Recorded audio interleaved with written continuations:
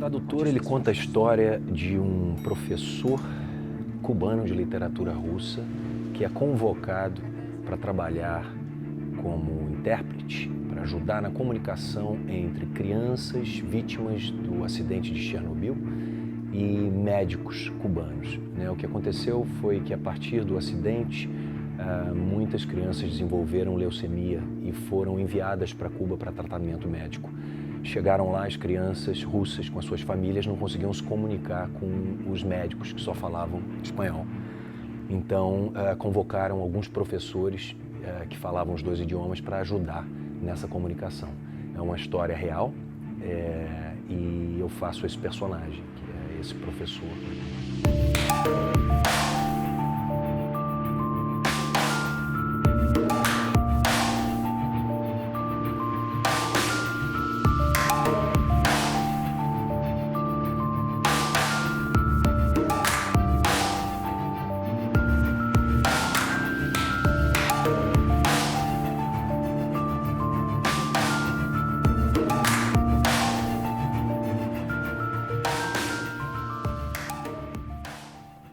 Esse convite chegou até mim num momento muito delicado e, curiosamente, eu tinha perdido um grande amigo, muito querido, para o câncer. Mas eu fiquei tão fascinado com a história e comovido que eu resolvi encarar o desafio, até porque é um filme que se apresentou com alguns desafios, né? Ele é falado em 2 línguas estrangeiras, para mim, o espanhol e russo. E depois encontrei com os diretores, e os diretores, por acaso, são os filhos do verdadeiro protagonista dessa história. Então, tudo fez muito sentido e eu resolvi realmente embarcar.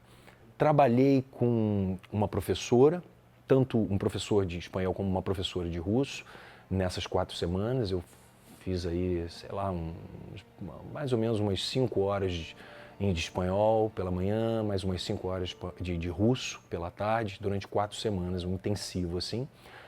Eu conversei muito com o verdadeiro protagonista da história, fiz uns Skypes com ele e eu pedi que ele me alimentasse de cultura russa e cubana. Então, literatura, música, cinema, eu mergulhei.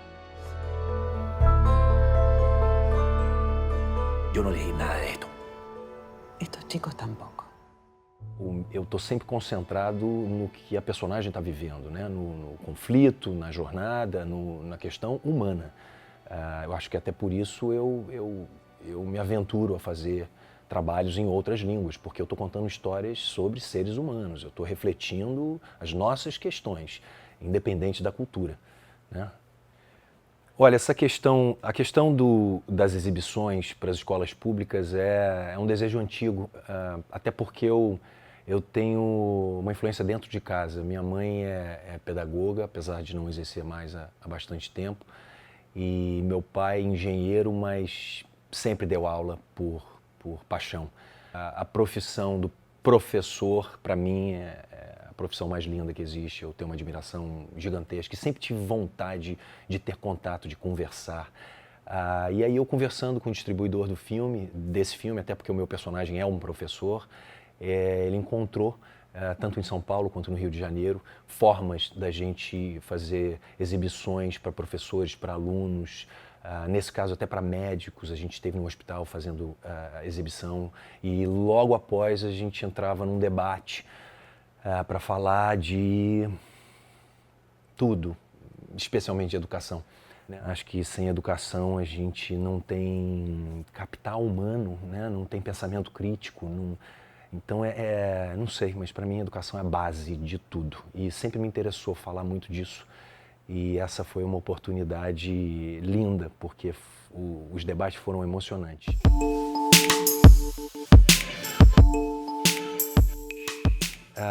O mercado era muito mais fechado, né? A gente estava falando daquela época onde os latinos faziam... Não que hoje não seja assim, mas está bem mais aberto. Mas ainda existe estereótipo, claro, caricatura, claro, Mas nesse momento, em 2004, 2005, existiam muito poucas coisas que eu me interessava. Eu lia as coisas e falava, olha, não é pelo fato da personagem ser latina, ou de ser o vilão, ou de ser o traficante de droga, ou o que quer que seja, um personagem, né, ali já... É que ele era sem... Ele não era humanizado, era um personagem mais no estereótipo e existiam muito poucas oportunidades. Mas eu já tive em alguns momentos aí na minha jornada fora do Brasil, onde tive uma oportunidade de trabalho em que ela se apresentava como uma oportunidade comercial e de bastante exposição, mas eu não me interessei pela personagem, nem pela história, então eu não resolvi não fazer porque acho que não faria bem.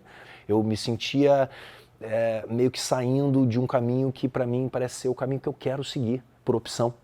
Eu meio que movimento de acordo com os trabalhos, né? Então, agora mesmo eu estava filmando, eu estive na Espanha, então, enfim, se eu estiver fora do Brasil, eu estou na locação, onde o trabalho que eu esteja fazendo está sendo realizado.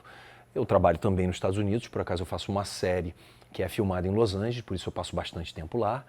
Olha, o que eu tenho conseguido fazer uma gincana, eu tenho conseguido viajar com a minha família e não gosto da ideia de estar longe.